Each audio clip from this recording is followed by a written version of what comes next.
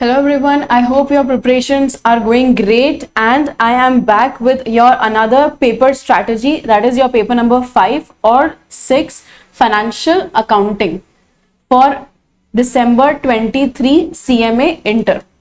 CMA Inter के लिए आपका December 23 अटेम्प्ट का फाइनेंशियल अकाउंटिंग की ये स्ट्रैटेजी है एंड फाइनेंशियल अकाउंटिंग से रिलेटेड सबसे ज्यादा क्वेरीज आती है स्ट्रैटेजी की, क्योंकि इसका सिलेबस बहुत ह्यूज है, पेपर भी बहुत लेंदी आता है, तो सबको इसकी स्ट्रैटेजी जानना होता है कि हम कैसे पेपर को अटेम्प्ट कर सकते हैं ताकि या तो हम पास हो जाएं या फिर हम एग्जेम्पशन लेकर के आ सकें. There are two categories of students. First, who wants to get passing marks जिन्हें चाहिए, and second, those who want to get exemption marks. ठीक है, अगर आपको 60 प्लस चाहिए आप एग्जेम्पशन वाली कैटेगरी में जाते हो, अगर आपको 40 प्लस चाहिए तो आप पासिंग वाली कैटेगरी में जाते हो. It depends completely upon you.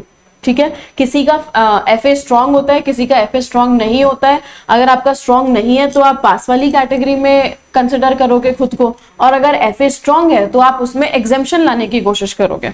Alright, दोनों के लिए ही स्ट्रैटेजी हमें क्या अपनानी है, क्या क्या चैप्टर्स हम करें, क्या हमें छोड़ना है, क्योंकि सिलेबस इतना ज्यादा बड़ा है. स्ट्रैटेजी वाइज जाएंगे तो टाइम से सिलेबस हो जाएगा, टाइम से हम रिविजन कर पाएंगे और एग्जाम में हमारा पेपर भी नहीं छूटेगा.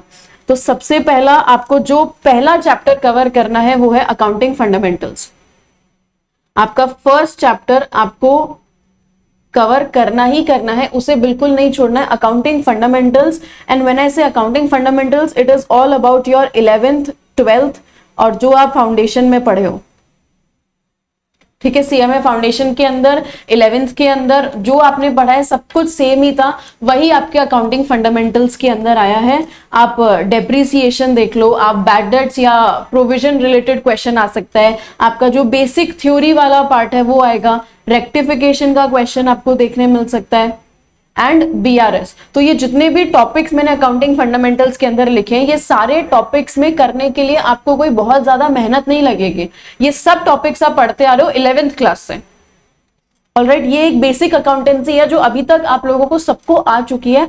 अगर आप इन सारे टॉपिक्स को एक दिन भी देते हो ना तो भी ये सब टॉपिक्स आपके इजीली हो सकते हैं. ठीक है, और वो एक दिन में ये 10 से 12 तो मैंने मिनिमम मार्क्स लिखे हैं. आपको अकाउंटिंग फंडामेंटल्स 15 तक का मिल सकता है, 15 से 20 तक का. ओके, सेकंड नंबर पे जो आपको टॉपिक कवर करना है वो है आपका अकाउंटिंग स्टैंडर्ड्स. ओके, सेकंड में आपको जो टॉपिक कवर करना है वो है आपका accounting standards. Accounting standard second number. First number most important accounting fundamentals, second number most important accounting standards. ये दोनों को बिल्कुल भी नहीं छोड़ना है, दोनों से आपका प्रैक्टिकल थ्योरी दोनों टाइप का क्वेश्चन बनता है. ओके, थर्ड पे आता है आपका third most important is your final accounts. ये 3 चैप्टर जिसने कर लिए वो पास हो गया, और पास का मतलब है आई एम सेइंग 50 प्लस. ये 3 चैप्टर्स अगर आपने कर लिए, अकाउंटिंग फंडामेंटल्स, आपके accounting standards and your final accounts, तो ये 3 चैप्टर आपको पासिंग से ज्यादा मार्क्स दिलवा सकते हैं. ओके, आफ्टर दिस अभी पहला कैटेगरी पास वाला कैटेगरी कवर हो गया है. नेक्स्ट कैटेगरी में आता है आपका एग्जेम्पशन वाला. तो एग्जेम्पशन वाले स्टूडेंट्स के लिए कुछ टॉपिक्स एक्स्ट्रा है. आप यहां पर branch, insurance claim and your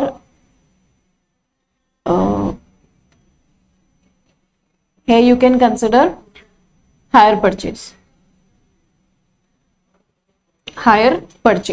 okay, exemption वाली कैटेगरी में जिनको जाना है, अगर आपके पास टाइम है, आप एफए को अगर प्रायोरिटी पे रखते हो, क्योंकि मैंने एक स्ट्रैटेजी में बताया कि अगर आप बोथ ग्रुप के लिए जा रहे हो तो आप 4-4 सब्जेक्ट करके अपनी प्रायोरिटी बनाओ. 4 सब्जेक्ट स्ट्रॉन्ग, बचे हुए 4 सब्जेक्ट्स जो मेरे एवरेज है, उससे आप पास भी हो जाओगे, इंडिविजुअल पेपर में भी टोटल में भी पास हो जाओगे, एंड पॉसिबिलिटीज है आपके स्ट्रॉन्ग पेपर्स की वजह से आपका टोटल अच्छा बन जाए. टोटल अच्छा बन गया तो आपकी रैंक आ सकती है.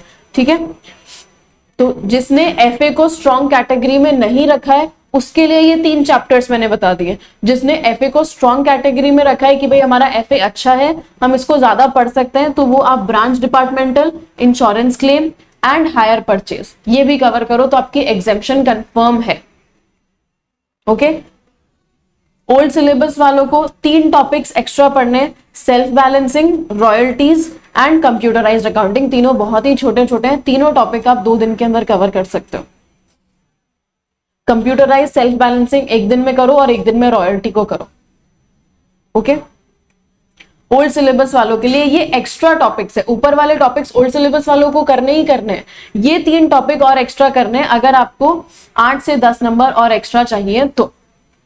ओके, इसमें मैंने आपको पार्टनरशिप को ऑप्शन में दे दिया है, आप पार्टनरशिप का क्वेश्चन छोड़ सकते हो। पहली बात, बहुत बड़ा पड़ता है, पढ़ने में भी आपका आधे से ज्यादा टाइम उसको पढ़ने में कंज्यूम हो जाएगा।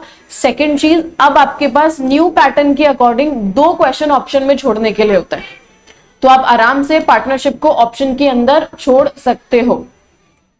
ओके, एक बार हम पेपर देख लेते हैं जो आपका जून 23 अटेम्प्ट के अंदर आया था, सिलेबस 22 का।